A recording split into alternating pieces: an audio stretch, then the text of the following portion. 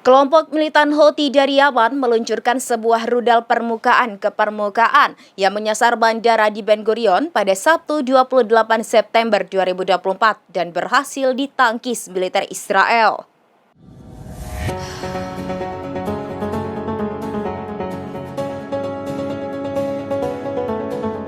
Kelompok militan Houthi dari Yaman meluncurkan sebuah rudal permukaan ke permukaan yang menyasar bandara di Ben Gurion pada Sabtu 28 September 2024 dan berhasil ditangkis militer Israel. Sisa-sisa jatuhnya rudal tersebut menyebabkan kerusakan ringan. Rudal tersebut ditembakkan tak lama setelah Houthi bersumpah akan membalas kematian pemimpin Hizbullah Hasan Nasrallah.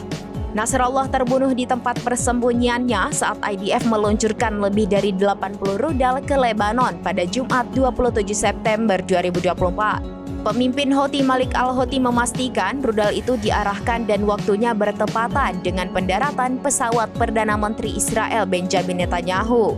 Saat itu, ia baru pulang dari Amerika Serikat setelah berpidato di hadapan Perserikatan Bangsa-Bangsa.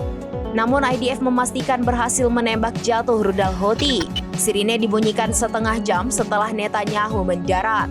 Rudal itu ditembak jatuh dengan sistem pertahanan rudal jarak jauh Arrow. Sisa-sisanya jatuh di dekat komunitas Zur Hadassah di wilayah Yerusalem.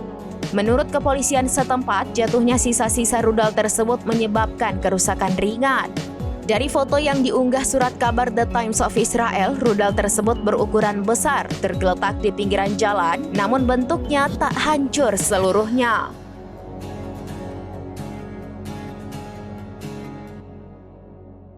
Demikian informasi terkini Syederalun, saksikan terus informasi lainnya, jangan lupa like dan share seluruh akun serambinews.com.